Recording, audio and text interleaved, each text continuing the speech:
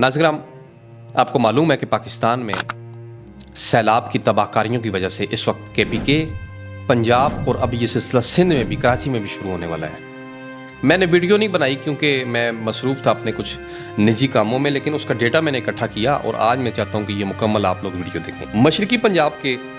तकरीबन 8 अजला से फ़ौज को तलब कर लिया गया है, जिनमें सियालकोट, नारोवाल, हाफिजाबाद, सरगोदा, लाहौर, ओकाड़ा और दीगर कुछ अजला हैं जिनसे फ़ौज को तलब किया गया है हंगामी सूरत हाल से निमटने के लिए। नाजरीन, 1960 में वर्ल्ड बैंक ने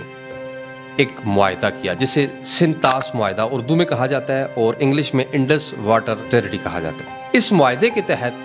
चूँकि इंडिया से पाकिस्तानी पानी भी जो पाकिस्तान को मिलता है ये भी इंडिया से आ रहा है और इंडिया हमारा पानी बंद कर देता था, तो इस वर्ल्ड बैंक की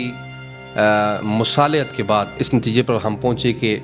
कुछ दरिया इंडिया के पास होंगे और कुछ पाकिस्तान के पास होंगे। मैं थोड़ी सी इसकी हिस्ट्री बयान करता हूँ, फिर आगे चलूँगा, अपने टॉपिक की तरफ आऊँगा।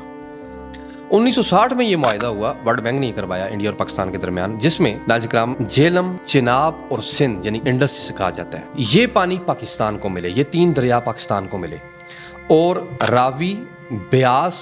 और सुतलज ये 3 दरिया इंडिया को मिले, इंडिया के हिस्से में आए। अब ये जो ब्यास है ये पाकिस्तान में इंडिया के रास्ते से इंटर नहीं होता, लेकिन रावी और सुतलज ये वो 2 दरियाएं हैं कि जो इंडिया, जिनका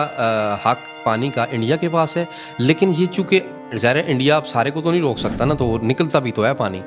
तो ये मुख्तलिफ जगह से पाकिस्तान में कभी आता है, फिर इंडिया में जाता है, फिर पाकिस्तान में आता है, फिर ये रावी का और सुतलज का पानी फिर इंडिया में जाता है, फिर पाकिस्तान में आता है। ये इस तरह जिग जैग पोजिशन में है, स्नेक पोजिशन में ये पानी है। तो नाज़रीन, ये जब इंडिया चाहता है रोक लेता है, जब इंडिया चाहता है इसको छोड़ देता है। तो ज़ाहिर है इसमें हम इंडिया से पूछ नहीं सकते कि तुमने ये पानी रोका क्यों है, क्योंकि ये इंडिया के हिस्से का पानी है।